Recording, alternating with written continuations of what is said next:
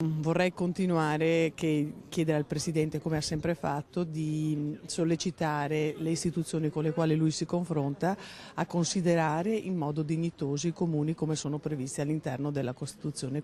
Un aiuto per far conquistare più peso politico e amministrativo ai comuni è la richiesta che la Presidente dell'Anci Veneto Maria Rosa Pavanello avanza al Presidente della Repubblica Sergio Mattarella in occasione della visita del Capo dello Stato in Veneto, una visita che si svolgerà al cimitero delle vittime del Vajont a Fortogna di Longarone e a Belluno per una cerimonia dedicata all'alluvione di fine ottobre.